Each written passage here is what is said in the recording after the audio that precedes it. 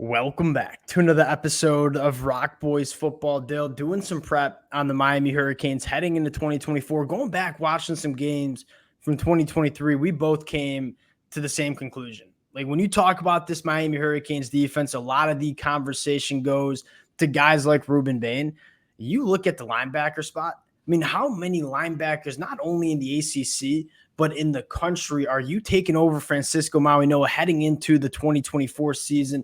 He impacts this defense from so many different ways heading into the 2024 year. Want to dive into the film and talk about what he brings to this Hurricanes defense. Fired up to get into it. Before we do, and as always, the massive shout out to the Miami Hurricane fans, whether it's film deep dives, whether it's talking the recruiting trail.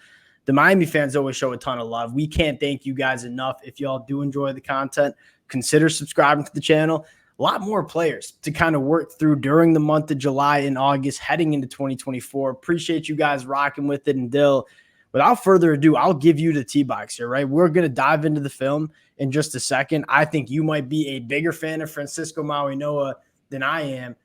What's he bring to this Canes defense heading into 2024? I think the big thing that he brings is I think at the end of the day, Miami is going to want teams in obvious passing down situations and let their edge rushers go to work because that's probably the best part of this defense. I think they're really loaded there and should be effective. But I think the big thing is will they be able to stop the run in the middle? I think that's kind of where if I'm an opposing offense, I'm looking like I don't want any part of Ruben Bain and company. Those guys are hammers. I think, again, you saw Miami make a very concerted effort about going to get guys in the portal to fill that interior defensive line out. And frankly, I think they did a good job, but you kind of look, Marley Cook, Simeon Barrow, guys who are more your playmakers, kind of hovering in that 300-pound range, maybe not your premier run-stuffing, plug hole kind of guys. You do have CJ Clark, and then it's going to be a host of young guys who aren't really proven, aren't necessarily battle-tested. And again, Miami's done a good job developing up through their defensive line, so I think you have that belief in it. But I think when you kind of add that Francisco Mauigoa type linebacker behind that group, I think it gives you a bit of a margin of safety and a bit more confidence that you're going to be able to stop the run and then put yourself in a position to let your edge rushers go. And if you look at how teams are going to try to attack Miami in the front seven, you're right. It's probably going to be on the inside of the defensive line. That's not necessarily a shot at the inside of the defensive line. It's more speaking to what we have on the edge for this Hurricanes defense. And when you have a linebacker like Francisco Mauigoa, it makes you feel so much more confident about between the tackles, stopping the run for this Miami Hurricanes team. And kind of getting into why I thought Francisco Mauigoa was so impressive in 2023. Dill, one, he led this Hurricanes team in tackles with 82 tackles. He had 18 tackles for a loss, 7.5 sacks. That was number 2 on this Hurricanes team in 2023.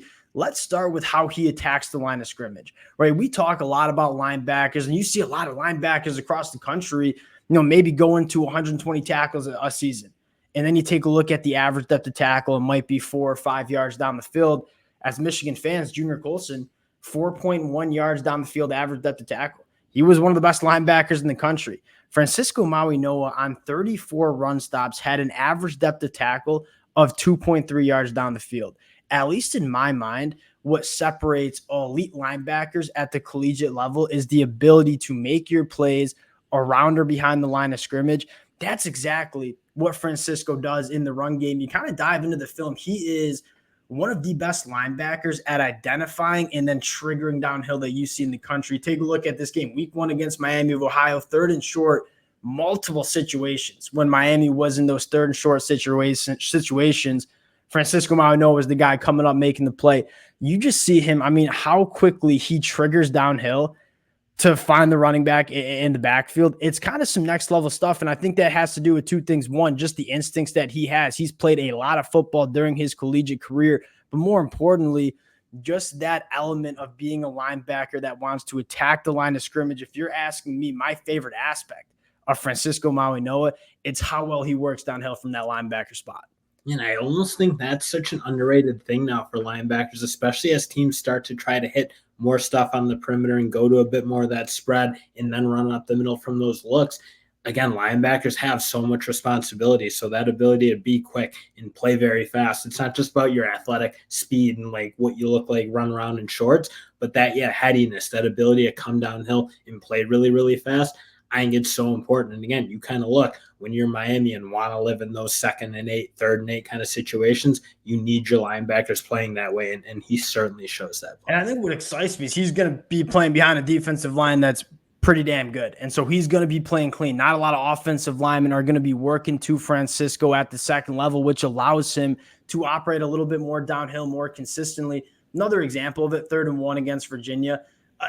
I mean, how quickly he's triggering downhill consistent. I mean, these 18 tackles for loss, they don't come from nowhere. And how well he picks through traffic, right? I mean, you see, there's a lot of bodies. We got a 2 tight end set here with some motion. And Francisco Mauigoa just picking through the traffic, making a play behind the line of scrimmage on a 3rd and short situation. It's some next level stuff in terms of what he does between the tackles, stopping the run.